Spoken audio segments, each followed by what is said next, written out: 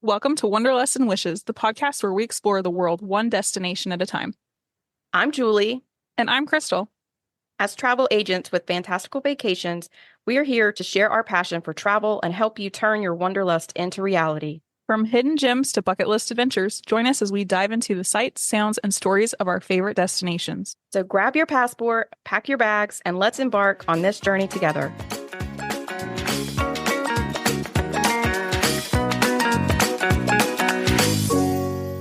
Welcome to Wanderlust and Wishes, episode 54. Today, we're going to have a Disneyland 101 and cover all things for new visitors of Disneyland. So if you've never visited Disneyland before, this is really an episode for you. But also, if you went pre-COVID, a lot has changed. So That's true. But first, we do have some news, mostly coming out of Disney Cruise Line and Walt Disney World. First up, Disney Cruise Line gave us a promotion for Disney Visa cardholders. You can receive $250 onboard credit for certain sailings. And then there's also a summer promotion that you can save 30% on guaranteed rooms. The onboard credit offer can be stacked with this promotion if it's on an eligible cruise. Plus, we can stack our onboard credit. So it's like a win-win-win there. It's over the summer, and I believe a majority of them are on the Disney Wish, which is awesome. It's one of the newer ships. It's a fantastic deal. Next, we have lots of stuff coming out of Walt Disney World, and a lot of this is kind of updates to things that we talked about, some of the new things they're offering. And again, let's reiterate that Disney World, or Disney in general, is competing against Epic Universe. And so it is a very good time to go to Disney World because they're going to have great offers. They're going to have fantastic stuff coming out because of that competition. And there's lots of availability, like last minute availability, which is not normally the case. Yeah. So the future stay, also called the bounce back offer, it's now available for 2026 dates. If you have a current stay within 7 days, call your travel agent, call one of us, and we can call in and get this offer. It's typically up to 30% off. You can also stack it with the free kids dining that's already available, and obviously the water park day, all of that fun stuff that's already on the 2026 reservations. This is usually about the steepest discount is for the bounce back. So rarely does anything ever beat that.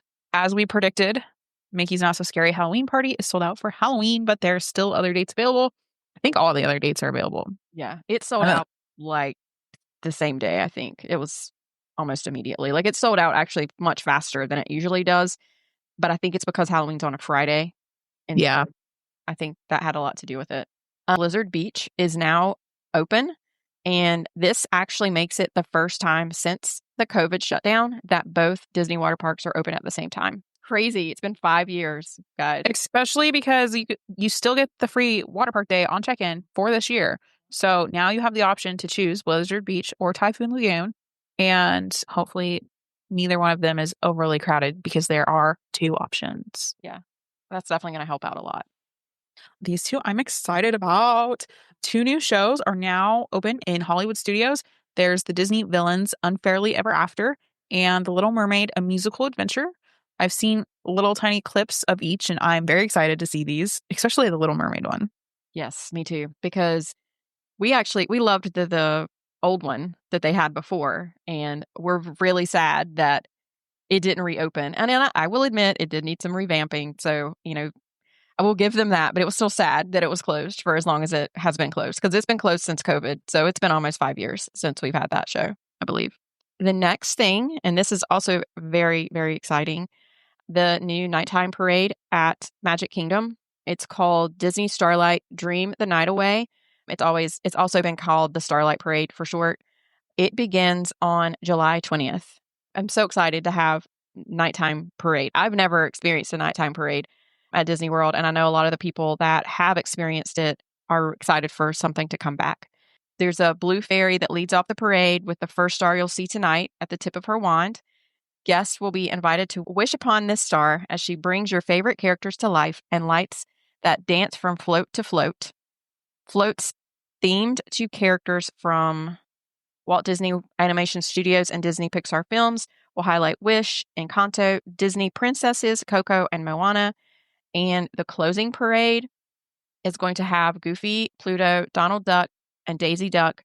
And then, of course, the one and only, or the two and only, I don't know, Mickey and Minnie are going to be at the end of the float. They're in kind of like a little carriage. It's kind of a train, but the way they are at the end of the float, it looks more like, it doesn't really look like a caboose. It looks more like a carriage. Artwork looks really awesome, and I can't wait to see it. Their outfits are so adorable. Yes, they are. All right, let's jump in. You all know my love for Disneyland. So I'm surprised we haven't done this before now, but here we are. Perfect timing, especially with everything they have going on this year. Yes. I'm trying to get out there. I know I say that like every week, but I really am. I'm trying to figure out a way that I can scheme and get out there. If you are a Walt Disney World regular that's heading to Disneyland for the first time, I would also go listen to episode 3 for some comparing and contrasting between the coast. Even though they are both the same, they are also very different in a lot of ways and a lot of the things they do. You might pick up on a couple as we talk through today, but that one really compares and contrasts. Okay, so Disneyland basics. Disneyland is 2 parks. It is the Disneyland Park, the OG, that was built by Walt and opened July 17th in 1955. And then it is Disney's California Adventure, which was opened much later on February 8th, 2001. Both of them, obviously, are located in Anaheim, California. And then they also have a downtown Disney district that's located right next to both of the parks. It's like a very, very toned down, smaller version of Disney Springs. Size difference compared to Walt Disney World, it's much more compact. Obviously, being 2 parks instead of 4 makes a difference, but also just the space that it takes up. Disneyland, including Disneyland Park, DCA, Downtown Disney, and the resorts, is about 500 acres. Walt Disney World is around 27,000 acres or 43 square miles. Walt Disney World is basically the size of San Francisco. So that's another reason why, if you're used to Walt Disney World, coming to Disneyland it's just a little different. It's a little shocking at first. Because of the size difference, because it's so small, there's no buses needed. Everything is within walking distance, which is amazing. You don't have to worry about that. And also because of it, park hopping is super easy. You can jump back and forth between the 2 parks. Basically, once park hopping opens up, you can bounce back and forth all day. And it's honestly almost like walking back and forth between one park at Disney World. All right, let's talk about tickets and reservations. Disneyland, as of today, June of 2025, theme park reservations are still required. Doesn't matter who you are. If you're a Magic Key, which is their annual pass, or if you are just single time goer, you have to make and declare which park you are entering which day. Can screw a lot of people up. They do still sell out, especially on very popular days, holidays. You don't need to panic that you can't get one 6 months out because they're not open yet, but you do need one. I always recommend a park hopper here. Is it worth it for first timers?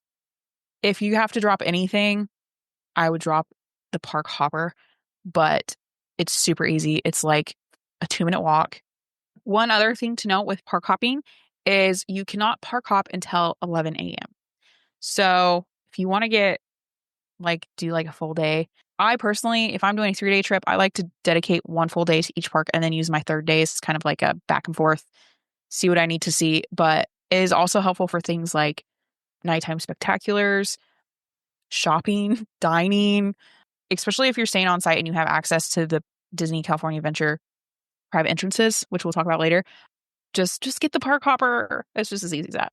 Like I mentioned, they have, if you see anything about Magic Key, that is their annual pass. So if you're listening to this, that probably isn't relevant to you. There are a lot of reservations that are Magic Key specific. You do have to present your pass.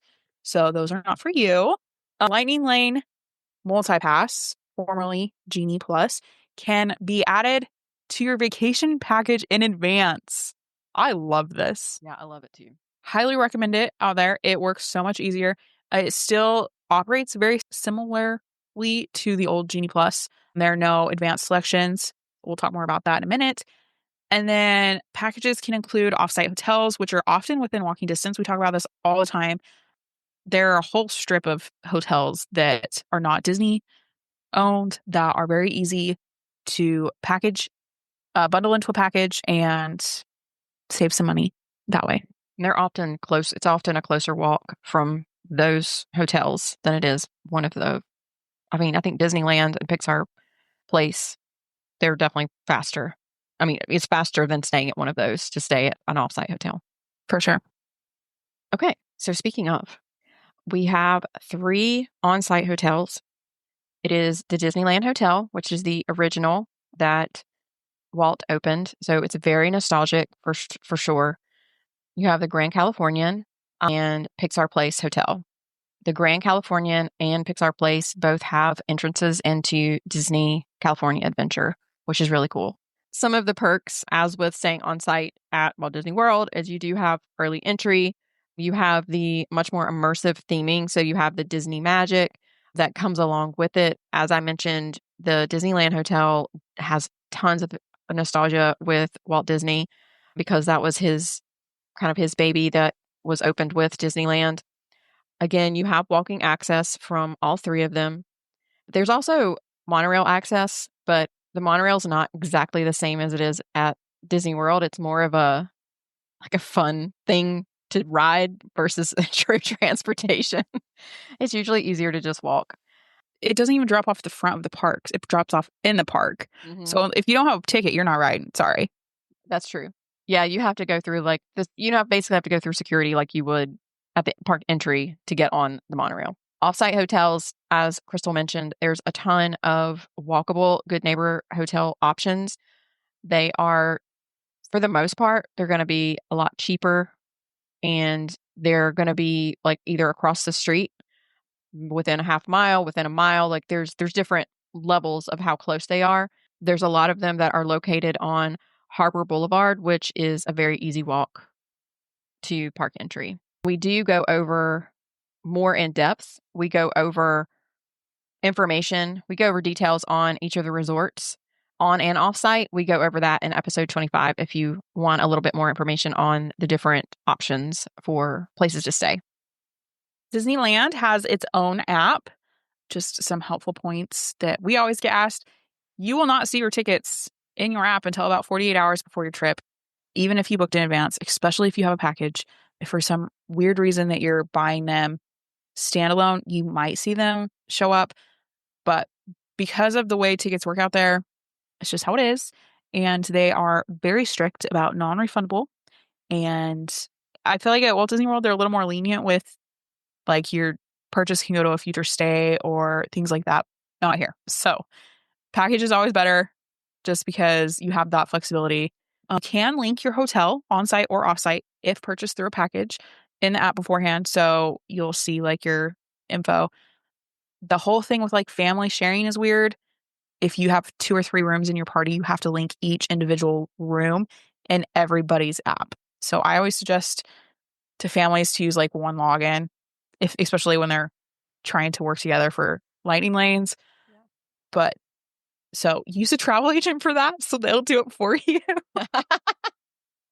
The worst, I had, oh gosh, it was 32 people, and I had to go through and link at least 8 rooms to everybody else. I was so confused by the end. I was like, I hope I got everybody. They don't make it easy out there. So basically, just make sure you familiarize yourself with the app. It's very important for park navigation, mobile food orders, lightning lane, mobile checkout, all the things. It's important. And I just want to stress for those that do go to Walt Disney World more often, it is a completely separate app.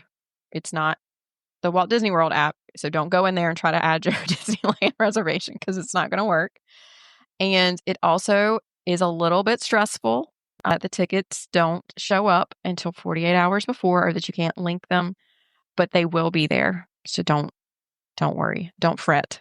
They will show up. Okay. So during the visit, early entry is only available for on-site hotel guests. We've talked a lot on previous episodes, and we just talked about that there's a lot of great Good Neighbor hotels available. those don't get early entry. Pay attention to which day you want to do the early entry because it does rotate. It's not every single day at both parks. For Disneyland Park, it is Tuesday, Thursday, and Saturday. And for Disney California Adventure, it is Monday, Wednesday, Friday, and Sunday. If you can swing to be up for early entry, because it's only on-site guests, and Disneyland is considered such a local park, the park is essentially empty. So you can get a lot done, more so than you can at Walt Disney World in your early entry time. For lightning lanes, like Krystle mentioned earlier, this really functions more like the Genie Plus system that was in place. It's just been rebranded. You do not have the ability to select options beforehand. You can start making your selections once you've scanned into the park.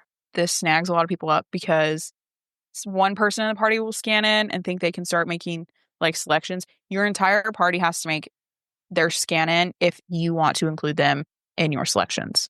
I kind of like it that you have to be in the park, but it's just a change. It's something that's different. And if you're not ready for that, it just kind of throws you off. Just like with the current lightning lane system, you can either make a new lightning lane every 2 hours once you're in the park or after redeeming the current one. With Disneyland, most attractions do not run out early. So if that's something else that you are used to with Walt Disney World, they have, it just works so much better. You have lots of options available for the whole day. Another cool feature, and I love this feature, it includes PhotoPass. So not just ride pictures, but PhotoPass.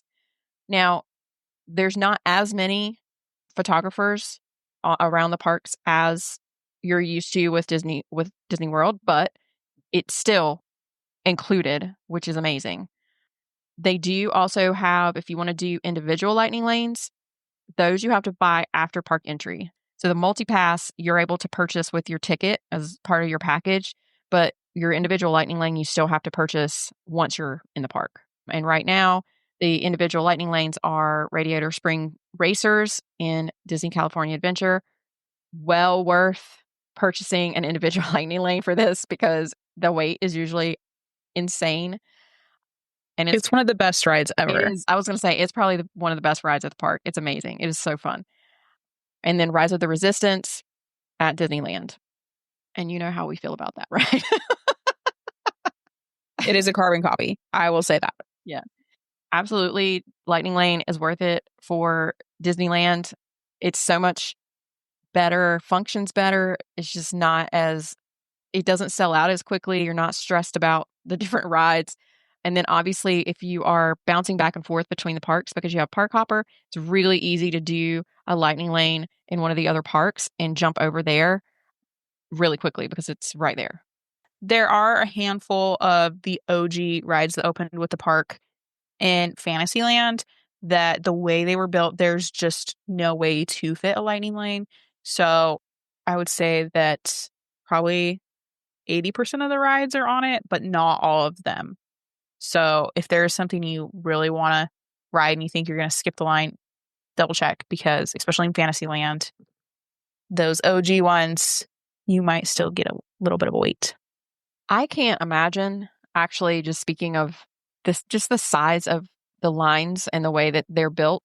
I don't know how they did during COVID. I mean, I guess that's probably one of the reasons they stayed closed for so long because I can't imagine like putting up panels and I don't know how they would have done all of that because it was built, a lot of this stuff, like Krystle said, was built in 1955 and it's just not, the spacing is just not the same. It was not built for like larger crowds. If you've been to Walt Disney World, I would compare it to the queue at the Three Caballeros for a lot of the Fantasyland rides. Just how it's so tight in there and you're just kind of weaving back and forth, a little zigzag, but you have that little tiny section and that is your queue. I think a lot of people don't realize it, but a lot of those rides right there in Fantasyland, you only have like one person operating the whole thing. They're the ones that are like telling you, you three get in this car, you two get in this car, and they're the ones starting and stopping, and they are doing it all just because there's no room for a second or third person. Where at Disney World, you'll have 6 or 8 people working just to load cars. Something cool that they just added, they're doing facial recognition on day one when you go into the parks and scan in. Once they scan in your Magic Band or your phone or whatever it is, your ticket, they're going to take a picture of you that first time. And then after that, once you go through the gate, the camera scans your face and matches it to the stored picture from your first day. And once that's verified, you can go ahead in, which is really nice. We didn't even mention this for Lightning Lane, but Magic Bands do work out there. But I would say probably 75% of people just use their phone. And Magic Mobile on your Apple Watch does not work out there. When I talk to a cast member, they say it probably never will because of privacy policy in California. Even their like little scanners are wide enough that you can like slide your phone in. If you have a Magic Band, great. It's not necessarily needed. Some must-do attractions. Obviously, you have a lot that are iconic to Disneyland that you can't miss. Indiana Jones Adventure, the Matterhorn. If you need a good chiropractic fix, Bring your Advil. I always get stuck on the top of the Matterhorn. I have On the Go somewhere talking about that if you want to go back and listen to it. Julie's salty that she's not been on Mr. Toad's Wild Ride. So salty. The original Pirates of the Caribbean. And things like the Tiki Room. Like, that was Walt's hand doing those. So some DCA must-dos: Radiator Springs Racers, Web Slingers, Guardians of the Galaxy, Mission Breakout.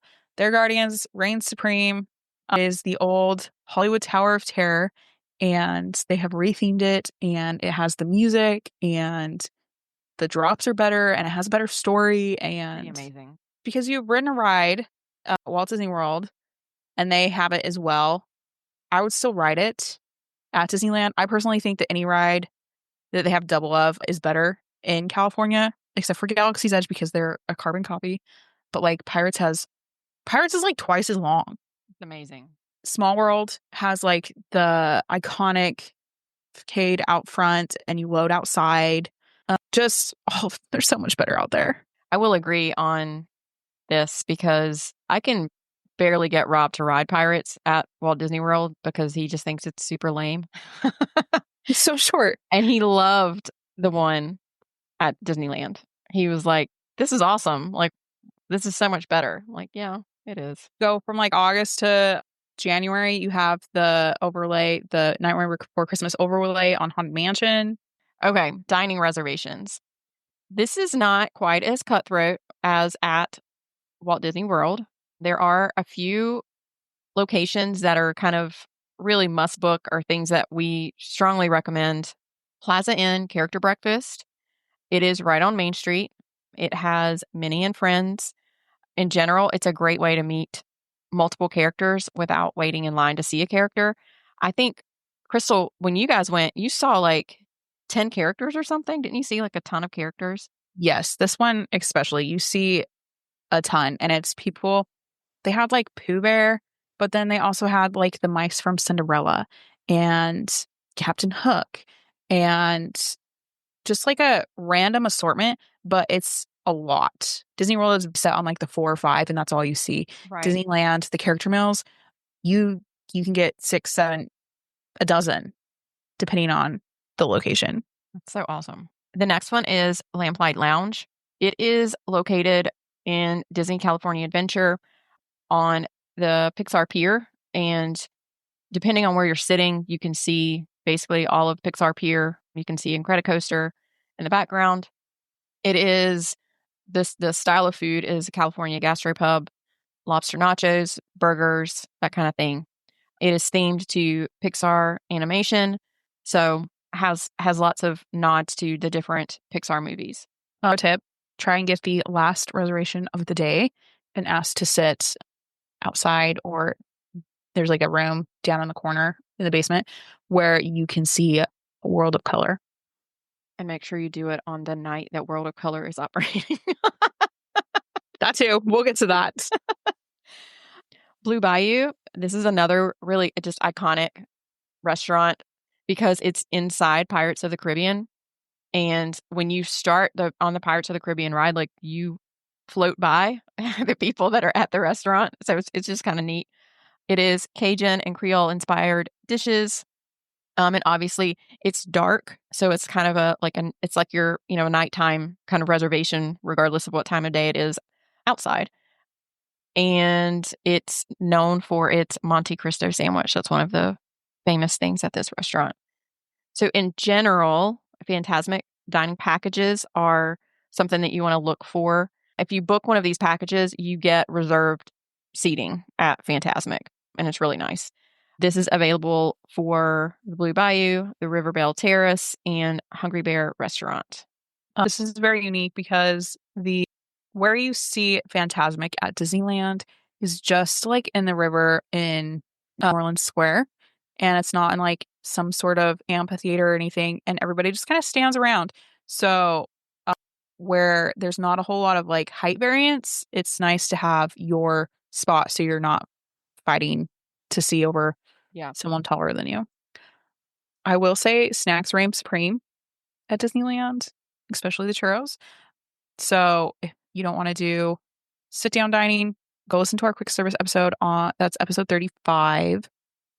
Yeah, that's probably one of the biggest differences is that Disneyland is all about the snacks, all about quick service.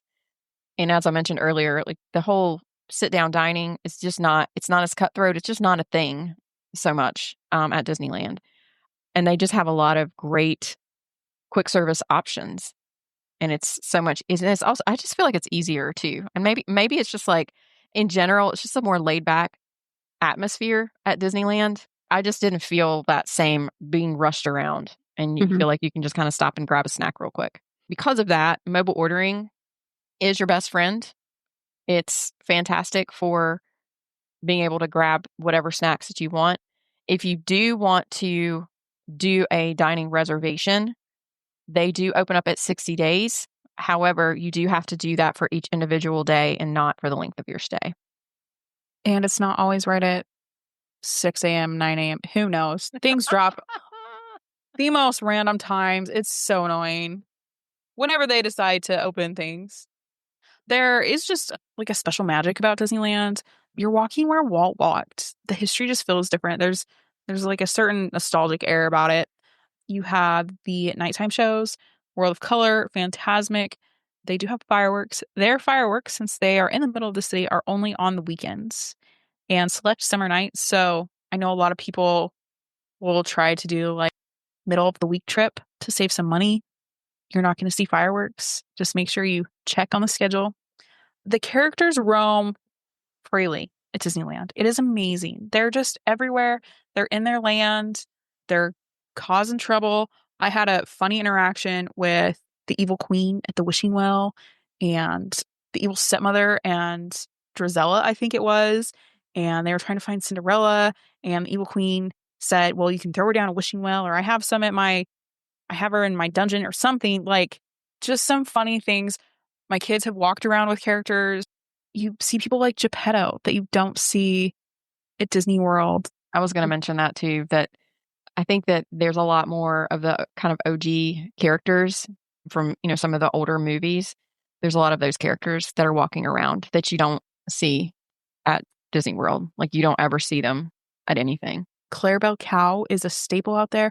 Pete, ask my little Reese. She's obsessed with Pete, and we got to meet him in Toontown. If you want characters, go to Disneyland.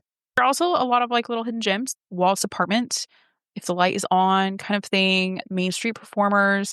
The Disneyland band is like authentic to the park. Oh, the vintage lover in me, my heart just soars when I walk into Disneyland. Yes, it does kind of give you chills that, Walt walked around the park and it was his park. Speaking of, Disneyland is celebrating its 70th anniversary this year. So the celebration started in May and it's going to go through next summer. Some of the entertainment options that they are offering. Paint the Night is the nighttime electrical parade. So this comes with over 1 million LED lights illuminating the streets. Can't imagine how gorgeous it's going to be. Wondrous Journeys, that is something that they're bringing back. It is a nighttime spectacular that celebrates the legacy of Walt Disney Animation Studio, classic films. It includes pyrotechnics and fireworks. And keep your eyes peeled because certain characters may take to the sky. Like Baymax. Oh, Baymax. That's fun. They're also going to have this Celebrate Happy Cavalcade and also Tapestry of Happiness. This is the famous facade of It's a Small World. It's going to host a dazzling display of Disneyland attraction moments and memories brought to life in this unique style inspired by legendary Disney artist Mary Blair. California Adventure is also celebrating. You can find projections on Carthay Circle each evening. Rex is making his debut on Pixar Pier. Oh my goodness. I know, he's there this week. Disney Junior Mickey Mouse Clubhouse live at the Disney Theater. It's an interactive show with upbeat songs and high energy adventure. And then they also have the World of Color Happiness over there. This is the new nighttime spectacular. It's inspired by Walt's Disney iconic words to all who come to this happy place. Welcome. So it's just like an updated version. Some of the I've seen clips and they have included basically everybody. It's amazing. And then they're bringing back Better Together, a Pixar Pals celebration parade. So don't miss out on the cute parade featuring all of your Pixar friends. Like even like things that you don't see as often, like Luca is on a float swimming. That's fun. Yeah. Gosh, I know a certain age group of kids that were completely obsessed with Luca, and you don't see him anywhere. You don't see him. To They do a lot of turning red out there because of the Chinese heritage. Yeah. There's just like a greater representation of the Pixar Yes. movies. Yes. Some of the other must-do experiences. So, new additions to It's a Small World.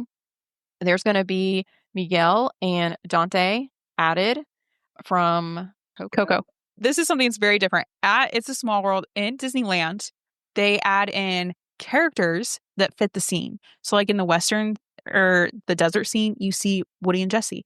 You have Lilo and Stitch and Moana in the islands, and Ariel is under the sea, and Mulan is in there.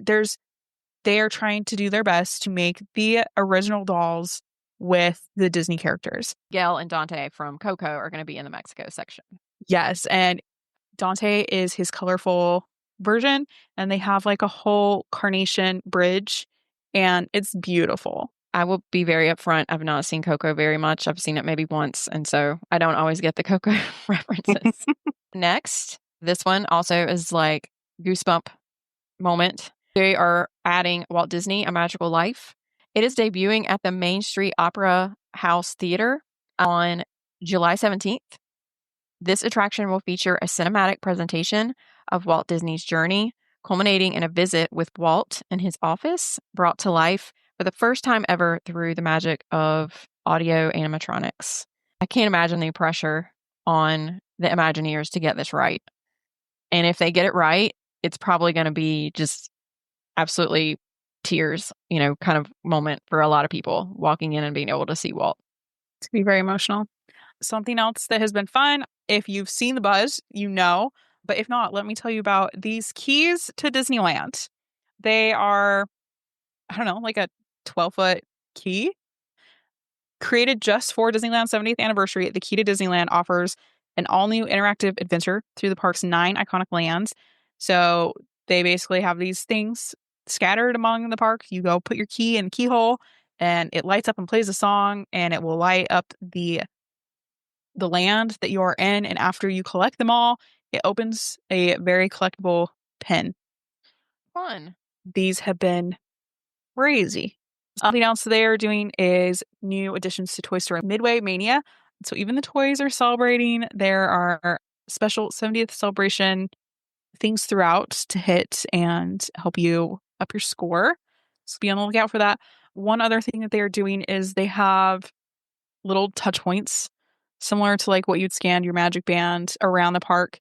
And they're printing out like vintage tickets, kind of like a free souvenir. So I thought those are really cool to collect and do as well.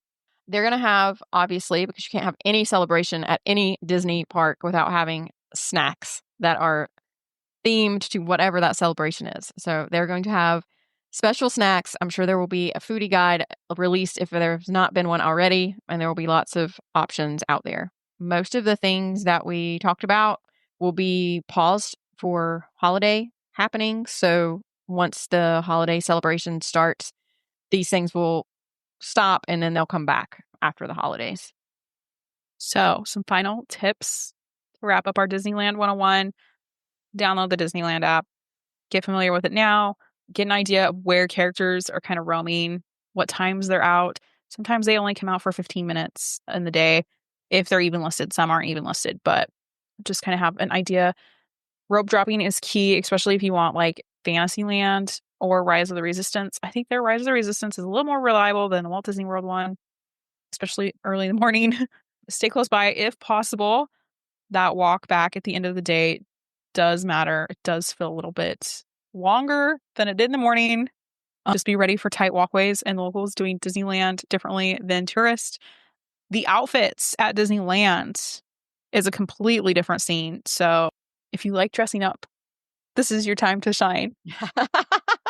I forgot to mention whenever Krystle was talking about it earlier, rope dropping and being there, if you have the option for early entry and even getting in, that 30 minutes earlier, it's a very obvious change at whatever time it is, like 9 o'clock or whatever, whatever time, like an hour and a half to 2 hours in, the parks are like empty and then they're not.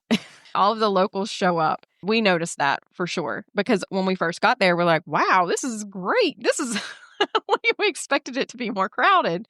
And then it was once everybody decided to show up. Well, I would have to go look at timestamps or re-listen to my on the go, but I think we did like 7 or 8 rides in Fantasyland in like 25 minutes because they're all right there so close. And we didn't even have early entry. We had a plan. We executed well and it works really well out there. Yeah. We made the mistake of getting in line for Peter Pan, which we should not have done. And didn't I've done that before though, because it doesn't have Lightning Lane there. Yeah. I will not do that again. We hope that everybody enjoyed our episode. For all those Disneyland newbies, we would love to help you get a trip planned out to Disneyland. Send us a message. We have all kinds of tips and tricks that can help you. Even if you're a seasoned Disneylander, Krystle has the perspective of being someone that's gone her whole life, and I have the perspective of someone that's gone to Walt Disney World and was like, what is happening once I got out there. So we have both sides of the coin and can help with all of those questions for you. Well, and I will say, I send all my Disneylanders a list of what time the top rides sell out while you're there. So I feel like that is such a good perk because if you go into it expecting nothing to sell out and then be like, well, why did this one sell out at noon? It's like, well, sorry, but that's what's trending this week. So we tell you those kinds of things. Right. And we calm you down whenever you don't have your ticket yet and you're freaking out because you don't have a ticket yet. And you're like, what's happening? And it's coming. We promise. It'll be there. But thank you so much for listening. We appreciate you all and hope you have a fantastic week. Bye.